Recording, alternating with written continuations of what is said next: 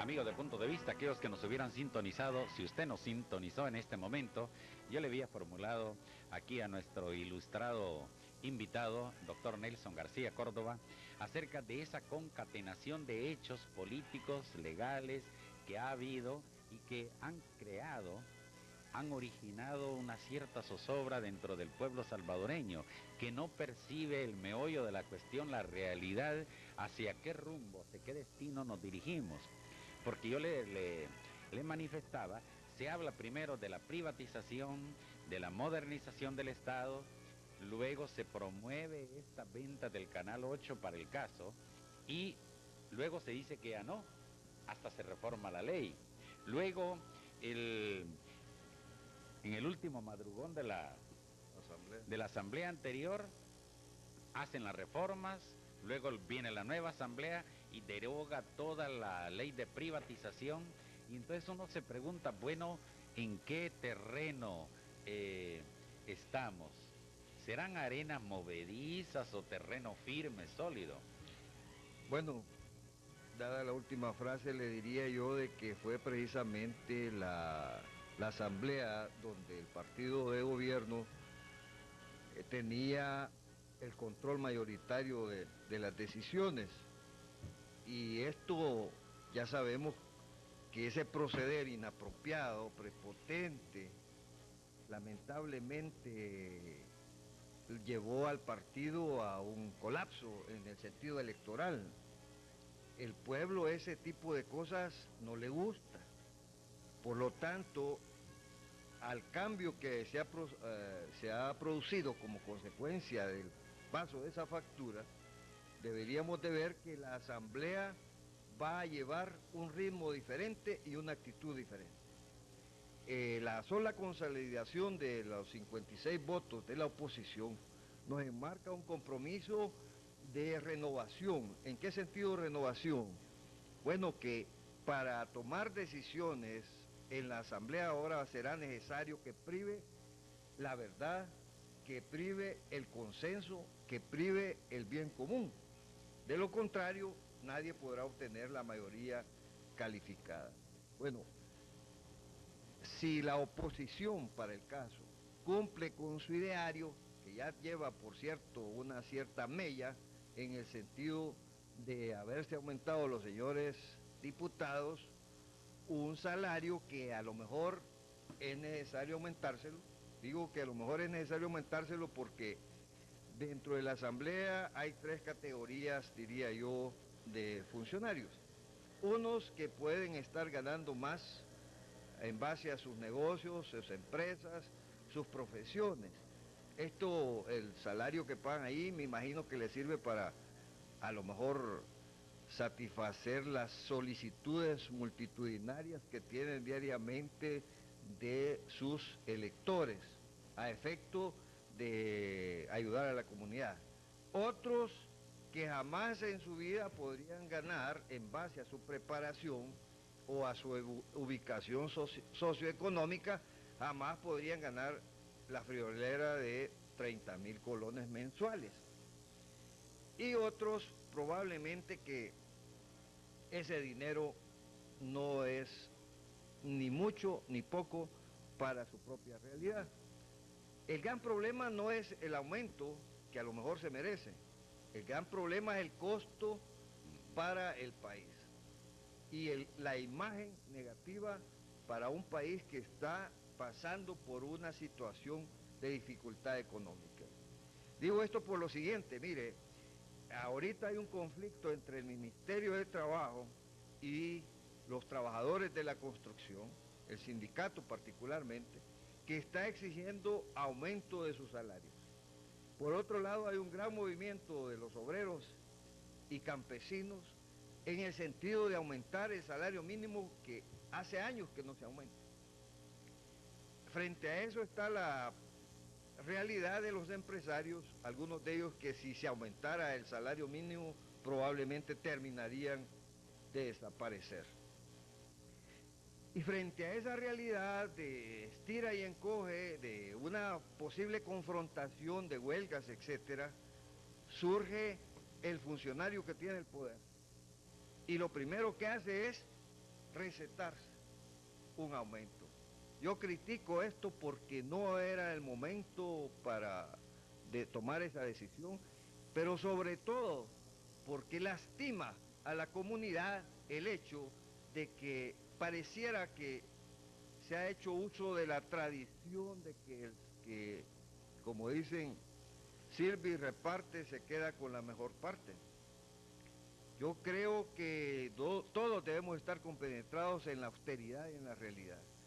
Y esto nos lleva a la alcaldía municipal también, que la imagen que se da de nuestros apreciables nuevos ediles es que llegan a aumentarse el salario. Aquí, por ejemplo, el doctor Silva explicó cómo en la forma de ajustar los salarios incluso se ahorraba la alcaldía. Aún con esa explicación, creo yo, y sigo insistiendo en esto, que el impacto a la comunidad es negativo, porque justificar algo siempre es posible, más se lo digo en esto como abogado, que es la tarea muchas veces de la profesión, pero vámonos a la esencia del efecto negativo que estamos produciendo, porque al fin y al cabo ahí hay un mensaje en los cielos de este país hacia todos los políticos, que consiste en lo siguiente: las elecciones las ganaron los que no fueron a votar. ¿Por qué? Porque la mayoría no fue a votar, porque aquí hay una serie de sector votante que, vamos a decir, está cautivo, pero está cautivo en un sistema electoral fraudulento y a ciencia y paciencia de algunos partidos que forman parte además de ese sistema de beneficio. Hay una carnetización, hay un sedimento fraudulento, como digo, en donde ya estos partidos tradicionales tienen un margen de votos que les permite hacer sus proyecciones. Esto debe cambiarse y debe cambiarse ahora, no esperar a estar a las puertas para que se dé otra situación totalmente aberrante y negativa como se dio en este año pasado, que la Asamblea Legislativa cambiaba las reglas del juego en una forma tan procaz, diría yo, que ofendió la conciencia del sector electoral, y esta fue otra razón por la que la gente no fue a votar. Entonces, ahora hay que acabar con estos sistemas.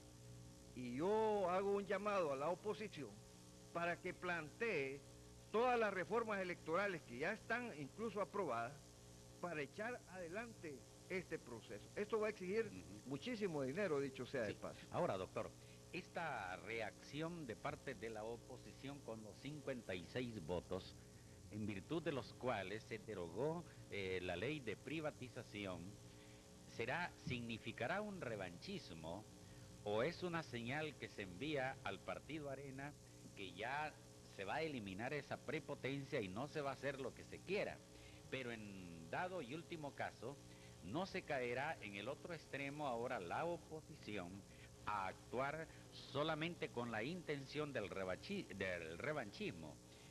No. ¿Cómo lo percibe usted? No, yo lo percibo porque conozco la ley que han derogado como una forma de querer actuar correctamente. Esa ley admitía y permitía, ya hablo en pasado porque si no hubiera tenido que admite y permite la defraudación, permite la corrupción, permite la injusticia.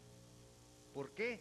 Porque tiene lagunas en donde es bien fácil inclinar la balanza, como se ha inclinado en el caso del Canal 8, que usted lo ha mencionado, ¿verdad?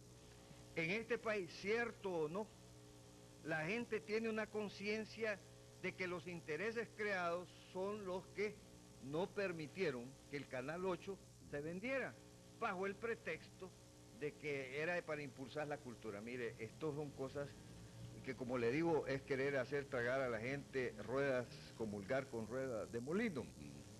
Por otro lado, permítame decir esto y y con las disculpas de que lo estoy diciendo con un medio que es competencia, en cierta manera, pero en alguna parte lo tengo que ir a decir, el Canal 10 como tal es un fracaso. Ese canal yo creo que solo que apaguen todos los otros canales habidos y por haber, alguien se puede quedar viendo una programación insulsa, equivocada, insuficiente. ¿Por qué? Porque la programación, como ustedes lo saben, es costosísima. Si ese era el gran problema de otro canal, de otra competencia, que por eso había agarrado un lema de que lo hacíamos aquí, como quien dice, bueno, esto es lo único que tenemos, porque si los traíamos de otro lado, la programación, no estábamos en capacidad de poder subsanar los gastos. Entonces, no nos podemos llamar a engaño, que es para vitalizar. Da pena el Canal 10, alguien tiene que decirlo. Yo que conozco algo de televisión, le puedo decir esto, porque me he manejado profesionalmente en los medios. Ese es un programa que solo que lo pongan en un monitor donde ya no haya otros canales y alguien no tenga otra cosa que hacer, lo va a ver. Esto lo se puede hasta analizar. Luego la calidad técnica, mala, etcétera. Entonces, si le hago esta remembranza de un canal que está vigente, ¿y cómo será otro que no, ni siquiera, cuánto cuesta arrancar un canal? Y vamos a estar invirtiendo en este país equivocadamente, que es otro tema que sería interesante enfocar.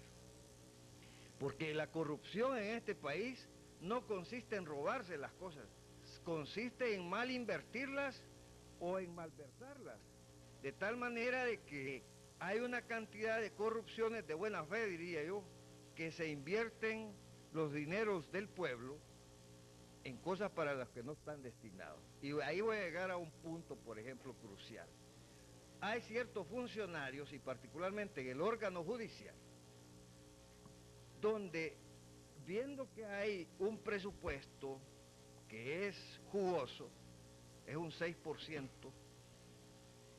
en lugar de invertir esos dineros en beneficio de la administración de justicia, se invierten en una cantidad de rubros que en un país tan mísero como este es un pecado político. Y estoy hablando de superlujos de las altas jerarquías. Hombre, este país gastarse 16 millones para un grupo, esto debe llamar, y llamo a la reflexión de los señores magistrados, porque dentro de ellos hay gente incluso con una vivencia espiritual cotidiana y de rectitud. Esto no debe continuar así. No debe de continuar pensándose que el erario nacional es un gran pastel al que tienen derecho aquellos que por una circunstancia X del destino han llegado a tener acceso y piensan entonces que se lo van a repartir para beneficio propio o de sus familiares. Porque ¿cómo justificaría usted el hecho de que al llegar a un cargo, usted que lo desempeñe, usted que esté en riesgo, usted que necesita una prestación, esa posición le da derecho a usufructuar el erario nacional para beneficio de su familia? Así es, pero doctor, yo retomo la idea que usted puso y que eso conviene considerarlo. Por ejemplo, el aumento del salario para los diputados puede justificarse desde, vaya, es un sueldo promedio para cualquier ejecutivo, alto ejecutivo, ¿no? Ahora, si la misión, la función del diputado es tan delicado, se podría pensar que eso se justifica, porque también pero también lo que usted señalaba, no se había pensado, es decir, eso significa tal vez un descaro, por decirlo en alguna forma, ante la realidad de pobreza de todos los salvadoreños. Lo mismo que usted habla de la Corte, ¿no? Claro. Tal vez esa contradicción muy señalada, que si se aumentan 7,000, yo honestamente creo que se puede justificar, pero cuando ya comparamos con los otros salarios de la gran inmensa mayoría, salarios de hambre, cuando el salario mínimo es 1.200. Si mal no 1.200 colones. Ahora, pero la canasta básica está arriba de los 1.300. Correcto. Entonces, ahí viene, parece que es que no hay equidad. es que no hay impacto, es decir, no hay equidad porque hay un gran impacto. Primero, no, ojalá que los que ganen 1.200 colones, hombre, al cúmulo de desempleados que hay en el país. Es decir, ya el que tiene 1.200 colones puede pagar la luz, no digo que teléfono, porque el que tenga teléfono con 1.200 Sí, colones creo que está cometiendo una, yo diría, por decir, Bueno, pero sí, me deja así porque eso tiene que ver también con los teléfonos, se me vienen a mí la los propaganda de los celulares. teléfonos, no, eso, olvídese de eso, que gran parte, entre paréntesis, la Antel ya soltó las líneas, ¿verdad? Ya las andan repartiendo, es decir, que las líneas ya estaban, pero se quería impactar a la ciudadanía al día siguiente de la venta de Antel. Todo este tipo de cosas debemos de cuidarnos, pero lo de los diputados le voy a decir algo que siempre lo he venido a manifestar. Creo que 84 diputados son demasiados. Demasiada gente, ¿no? Sí, demasiada gente, definitivamente. Así es. Bueno, amigos de Punto de Vista, hacemos una pausa comercial para regresar ya con el teléfono abierto.